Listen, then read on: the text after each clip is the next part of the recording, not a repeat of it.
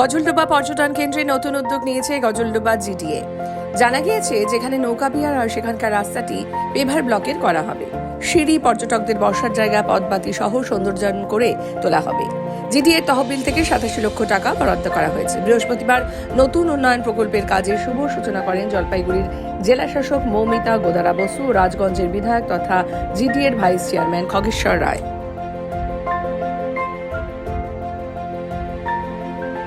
আজকে আমরা এসেছি গাজলডোবাতে এবং এই গাজলডোবা ডেভেলপমেন্ট অথরিটির আন্ডারে এখানে যে জেটি আছে সেই জেটির আপফ্রন্ট একটা রিডেভেলপমেন্ট স্কিম সেটা হবে এবং এটা প্রায় 87 লক্ষ টাকার প্রজেক্ট। এখানে যে রাস্তাটি আছে সেটার একটি পেভার ব্লক হবে, যেই সিঁড়িটা আছে সেটাকে ঠিক মতন ডেভেলপমেন্ট হবে। এছাড়াও কিছু বসার জায়গা থাকবে, যাতে এটা যেহেতু একটা খুব ইম্পর্টেন্ট এখন একটা ট্যুরিস্ট স্পট, সেখানে মানুষজন যেখানে নৌকোগুলো আছে সেটাও তাহলে উপভোগ করতে পারবেন।